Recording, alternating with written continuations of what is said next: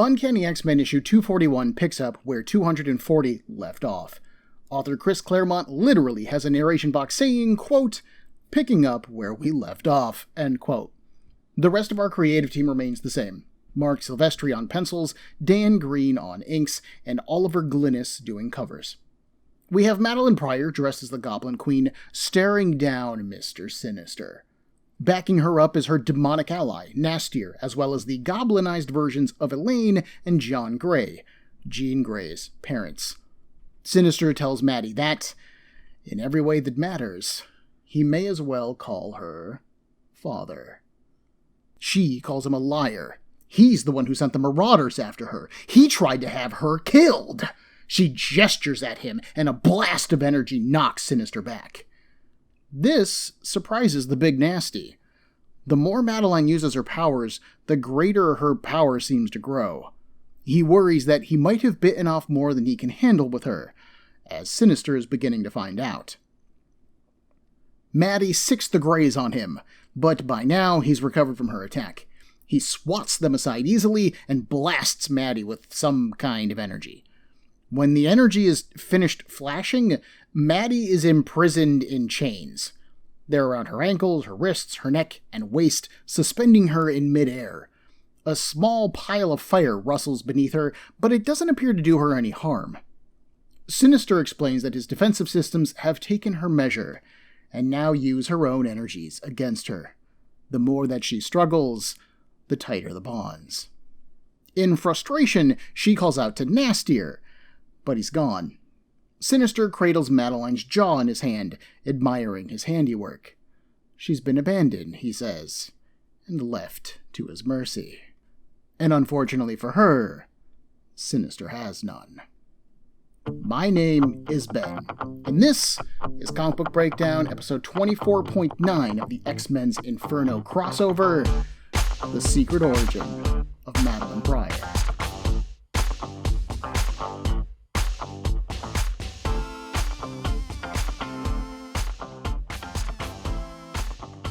There's not a whole lot to comment on here at the beginning of the issue. Perhaps the only real thing of note is Sinister's attack on Madelyne, which is something new. If I remember correctly, readers at the time wouldn't have seen Mr. Sinister use any superpowers up to this point. He's been a fairly sit-in-the-shadows and plot kind of guy, not a physical encounter one. So exactly what kind of attack is this on Maddie? I have no idea. It makes sense that binding Sinister and torturing him with fire would have been Madelyne's move. That fits within the theming of her Goblin Queen identity, after all. But how he reflected it back on her, we really have no clue. And whether those flames are doing any damage is fairly unknown, although it doesn't look like it.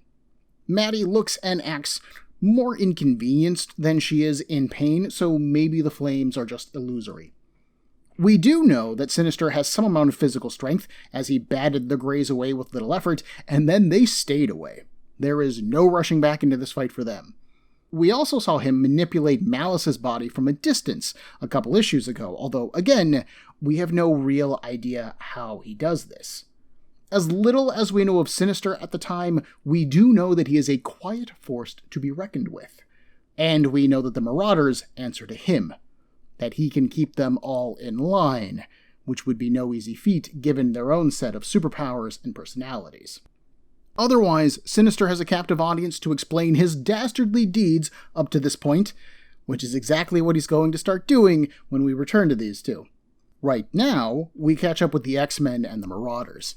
They've taken their brawl up out of the sewers and into the streets of Manhattan. But this isn't the city that they're familiar with. Nastier's spell has transformed the city into a dark, pointy, neo-Gothic nightmare. Buildings are topped with spikes, windows are defended by teeth-like protrusions, and the sky is a dark purple. Not that the combatants really notice. They're too busy fighting for their lives. As the fight rages on, we do see a mailbox try to eat a guy who is dropping off some letters. We see a now-living fire hydrant beating up a dog that peed on it, warning it to try again. As we see the Marauder Riptide get thrown into Colossus, Colossus freezes, because he's surprised to see him. The last time that these two met, back in Uncanny issue 211, Colossus killed him. he snapped Riptide's neck. Riptide smiles. The Marauders are just chock full of surprises, buddy. He then prepares to pay Colossus back when the police show up. But these aren't the police that we know. Their cruisers have transformed into long-limbed, two-legged monstrosities with pink eyes and long teeth. Riding on top of them are demonic police officers wielding strange weapons. They tell everyone to surrender quietly, if they know what's good for them. Malice isn't interested in any of that. She uses her magnetism to tear the metallic beasts apart. Using the metal shrapnel produced, she then directs it at the X-Men. Colossus and Rogue, who are pretty invulnerable, block as much as they can from their fellows. Longshot's uncanny luck allows him to dodge, and the rest of it just misses them. Once the attack passes, Vertigo unleashes her powers on the heroes, sending them off balance and reeling. Many of them fall to the ground, just unable to stand up. Except for Longshot. He blindly tosses a single throwing blade, his weapon of choice, and it slices the support of a sign hanging above Vertigo's head. It falls on her, and it knocks her out. Grey Crow then opens fire on the X-Men, like he just pulls out a semi-automatic and just starts spraying. Rogue uses a car as a shield, and then she swings it overhead at him. He manages to dodge it, but she is not playing around. Storm then orders Psylocke to try and put the psychic whammy on the Marauders to keep more bystanders from being hurt. When Psylocke tries, the overwhelming pain, panic, and fear that is just running through New York right now swamps her mind. As she reels from the pain, Malice notices, and she orders the Marauders to close in. The X-Men defend her, Havoc unleashing a plasma blast at Harpoon. Dazzler wants him to be careful, while thinking of how much of a show-off he is. That is not normal behavior for Alison Blair. And other than delivering a just plain solid fight scene, that's the main point that Claremont is starting to get across here. We already know that the X-Men's assault on the Marauders is meaner than the Marauders were expecting. They even bring that up once or twice in this very issue. The X-Men are hitting hard and fast, yes, but they still aren't aiming to kill as of yet. But in these final moments, it sure looks like things are getting murdery. Havoc is unleashing hot plasma on Harpoon, Dazzler is jealous that he might kill someone, Rogue nearly killed Grey Crow with that car. The X-Men are getting more evil. And they aren't done yet. Back at Sinister's base, he summons a throne from a panel in the floor. Madelyne still protests his claim that he created her. She's just a normal person with a normal life. Completely ignoring the strange psychic powers that she's wielding and demon sidekick and her goblinizing power. That's totally normal. I goblinize people all the time. Sinister asks Maddie to tell him her earliest memory. She begins to recount that time that she and Annie Richardson were playing with a frisbee in the yard. Annie ended up chasing the discus out into the street, and then she was struck by a car. Sinister then picks up the story. The driver never saw Annie. She never saw the car. But Madelyne cradled Annie in her arms, her newly awakened psychic powers linking their minds. She felt Annie die, her thoughts winking out one by one. Madelyne is horrified that he knows. How does he know? Because the memory isn't hers, Sinister calmly replies. It was originally Jean Grey's, and that was the moment that her powers activated. He's fascinated by how a memory from the original Jean seems to have migrated to Madelyne. It's almost like certain events are just so primal that they become encoded in our DNA as people. From the shadows, Nastier watches all of this quietly. He pities Madelyne, but now that she has been brought so low, it's almost time for him to make his move. There just needs to be one final element introduced, which he disappears to acquire. In Manhattan, we find Wolverine charging the mailbox from earlier in the issue, the one that was trying to eat the guy with insufficient postage. He slices the mailbox open, trying to set the guy free, but the mailbox laughs. He is too late.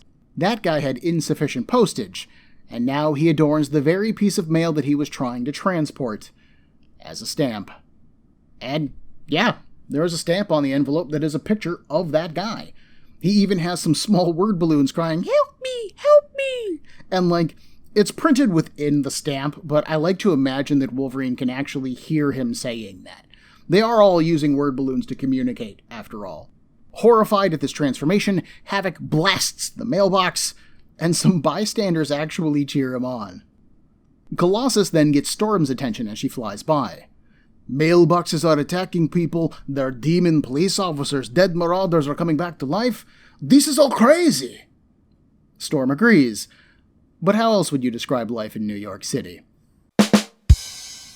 The mutant brawl gets interrupted by some flying suits of armor who gun down at least Prism of the Marauders.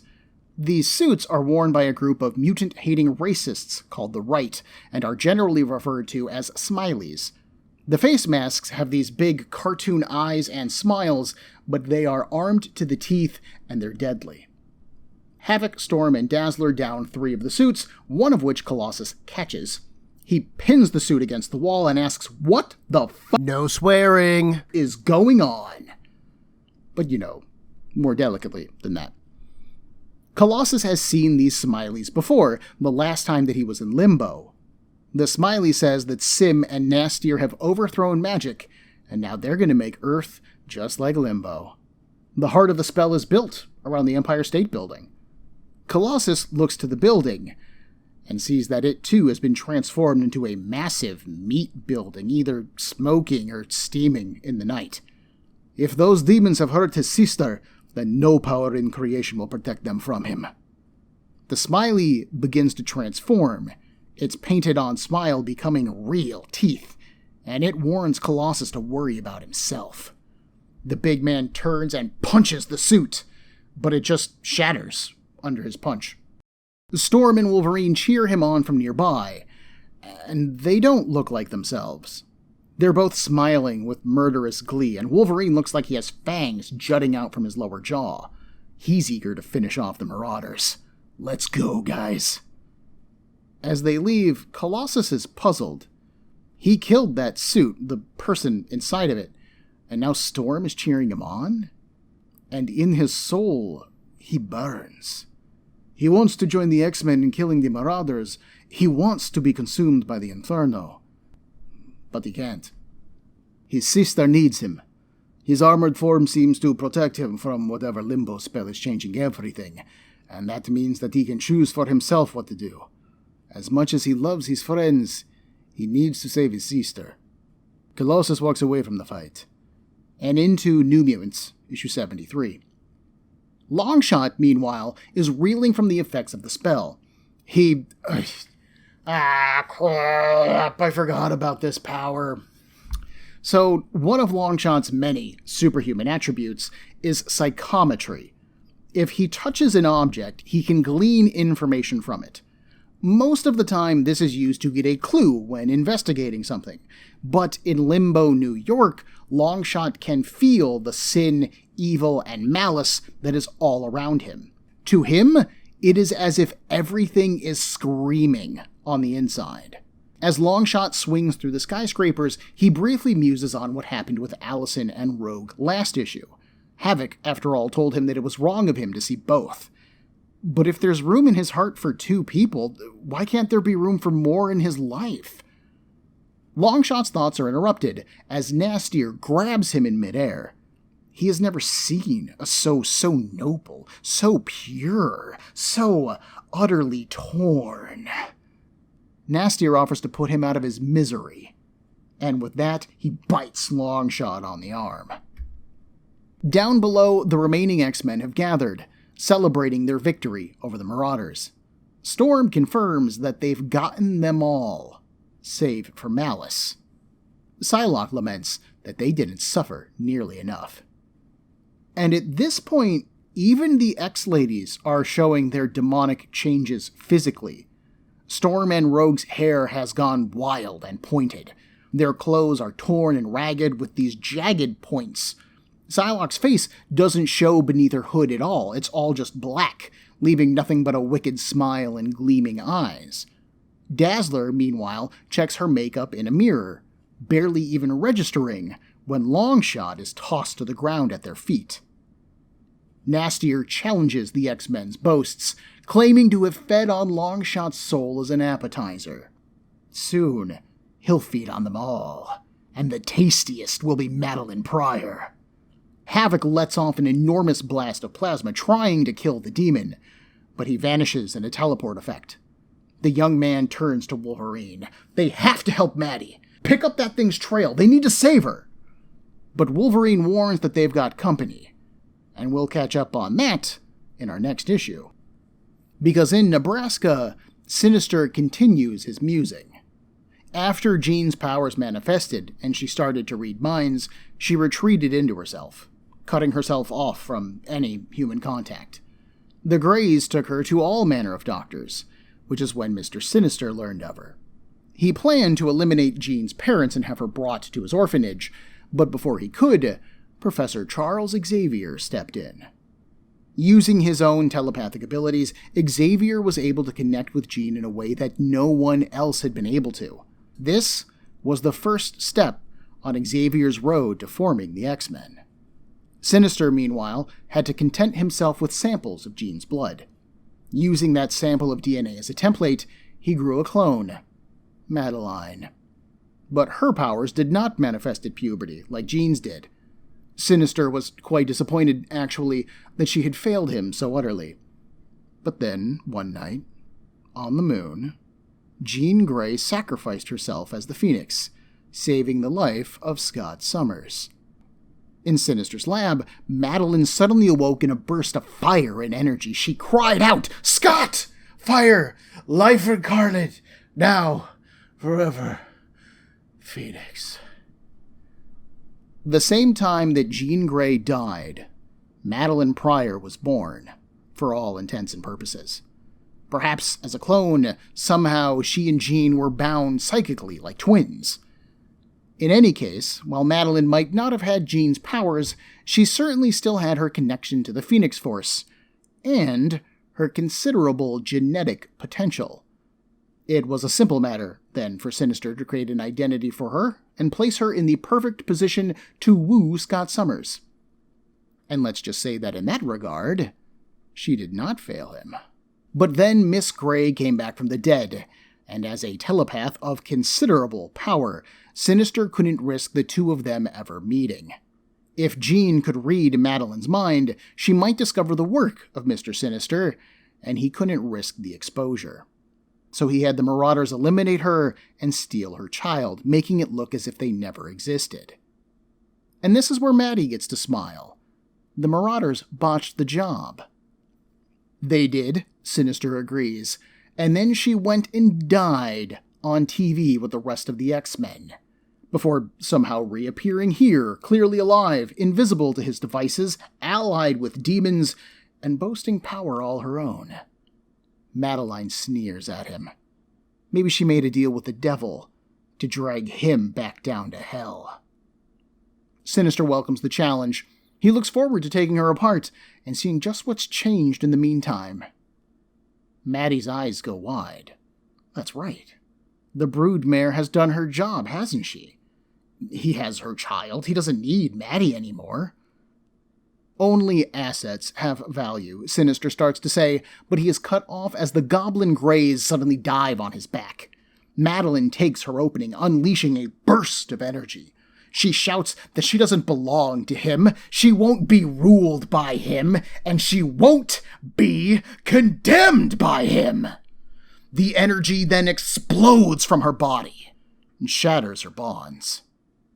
The Goblin Queen stands proudly over Sinister's prone form. His devices have limits, it seems. She doesn't. Before the pair can begin to duke it out, honestly, Nastier reappears, but this time, he's no longer green. The Big Nasty has stolen the technovirus from Sim, and has taken on his red, pointier form. And in his hands, in his claws, is little baby Nathan. He hands the child to Madelyne, and Sinister cries out, "No!" This child is the culmination of all Sinister's careful plotting, Madelyne says. He wants to rule the world, so she's going to burn it to ash. She'll give herself wholly to the Inferno, and it will consume you all. I had to do a little storytelling, streamlining in my presentation of this issue to y'all. Claremont basically had Madelyne and the X-Men stories alternate from scene to scene, and for ease of delivering, about halfway through, I just condensed both of their narratives. But just from a position of honesty, so you know, these things happen pretty much concurrently all the way up to the end of the issue. For the most part, this ending scene with the X-Men just really plays up the influence that Nastier's spell has had upon them. They not only killed the Marauders, which is a detail I almost missed in and of itself, but they took joy in it. They wanted to do more damage. And I like that as a storytelling mechanic. It allows Claremont to have the X-Men embrace the 80s grim and gritty trope with some kind of out for it.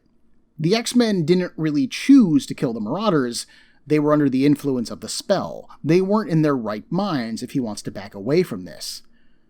But the weird thing about that is that we saw no such spell influence in the New Mutants half of this crossover. Neither the mutants, the exterminators, or even the Hellfire Club had their darker natures enhanced while they were in the city. I would argue that it was in the goodness of Illyana's friends. I would argue that it was actually the goodness of Illyana's friends that helped to save her, so it would have been in Nastier's interest to corrupt them. So why does the spell have no effect there, but it can corrupt established long-term heroes like the X-Men here? Like I said, the X-Men have killed the Marauders, and that is something that I absolutely forgot about in this story. I actually kind of have a hard time believing it too, partially because it happened off-panel, and I'm honestly not really a fan of murderous superheroes. I like my heroes to have a moral code, and the X-Men are normally pretty good about not killing. I, honestly, just don't want to believe that they killed them. Claremont has it happen, though, as almost a baptism of fire. The X-Men kill the Marauders here, and now their darker natures have been activated. Now they want blood. They think they're the baddest dudes in town, and that they can handle anyone. More than that, they want to handle anyone. And in our next issue, the group that they are going up against is really a group that they should not be trying to kill.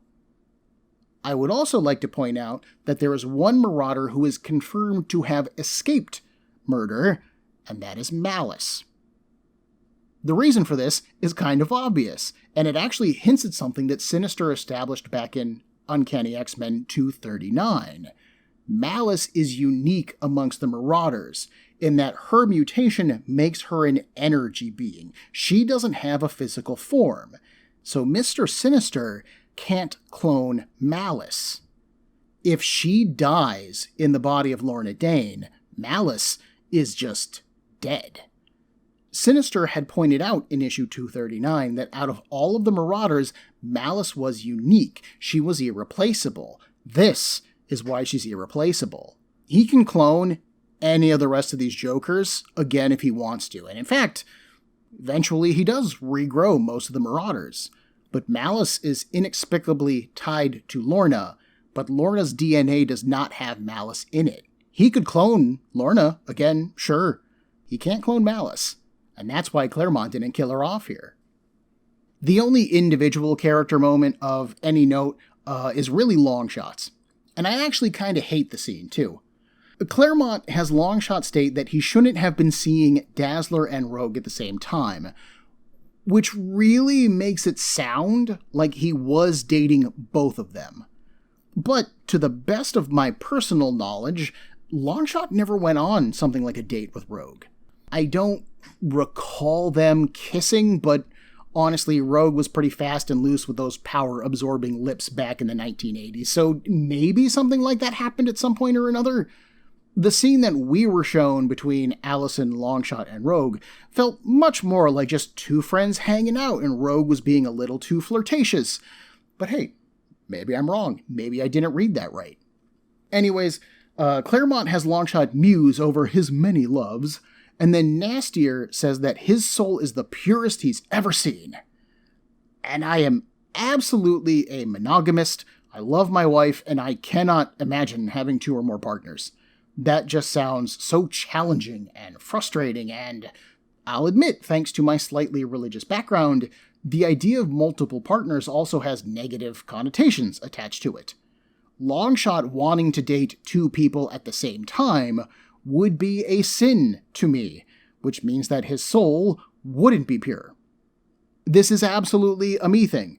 Claremont, as a writer, was always challenging established societal rules and tropes during his run on Uncanny X-Men, so maybe he was using Longshot to explore polyamorous relationships. I don't remember this particular plotline ever really going anywhere, but maybe Claremont forgot or got sidetracked. There are certainly a number of forgotten plotlines that he either never had time to get back to, or were shut down by editorial, or he just didn't care to explore any further. Honestly, the real trick here is all parties being open about what they want in a relationship. If Allison wants to be exclusive, then Longshot has to be okay with that, or they shouldn't be a couple.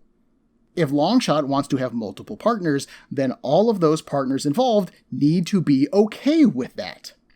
More actually important to our story, beyond my hurt feelings, is that when Nastier feeds on Longshot's soul, he isn't transformed into a goblin. We saw the Big Nasty do that to some cops over in Exterminators. He was able to consume their goodness, leaving only their darker nature behind as Nasteries. But Longshot is so good that even after Nastier eats his goodness, he's just empty. He has no bad in him. That's why when Longshot gets dropped to the ground, the X-Men comment that he is not moving. He isn't dead, he's just not home right now. Madelyne's portion of this ending confirms, at long last, that Madelyne Pryor is a clone of Jean Grey, created by Sinister to breed with X-Man Scott Summers. This concept wasn't just told here or hinted at when Madelyne saw the Crash in Genosha.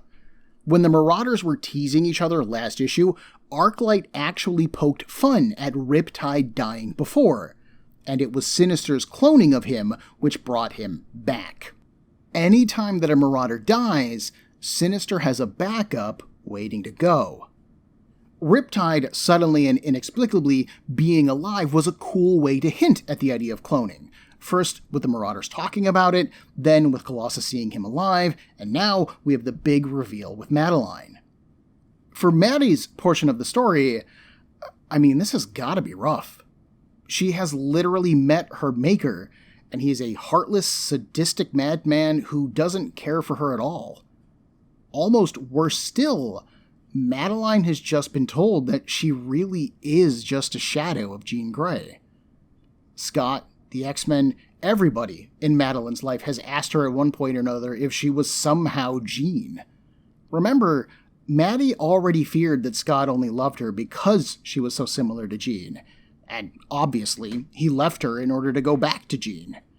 But now, this wasn't just a personal failing on Scott's part, a moment of weakness instead of staying with the woman that he married. Madelyne was built that way. Her worst fears from her relationship have just been confirmed by the man who made her. And then Nastier shows up with her baby. The very reason for her being, the whole point of all of Sinister's gross manipulations, and something that Scott loves. If Nathan was no more, that wouldn't just symbolize her freedom from either of the men who have hurt her so badly, but it would also punish them for hurting her. Nathan is the final ingredient that Nastier needed to push Maddie over the edge and into the flames. Next week, we will finally meet the other half of this leg of the crossover, Louise Simonson's X-Factor. We'll be covering their personal drama, as Beast has just undergone a transformation, and Angel is wrestling with his new metallic wings. Of course, we also have Cyclops and Marvel Girl searching for his son, the baby Nathan Christopher Summers. Join me in a week for Comic Book Breakdown episode 24.10 of the X-Men's Inferno crossover. X Factor feels the heat. Everyone, there are a million podcasts vying for your time and attention, and I'd like to thank you for listening to mine. If you would like to get in touch with me to share a concern, request a series, compliment me, berate me, whatever you like, send me an email at cbbreakdown@gmail.com. Otherwise, thanks for listening.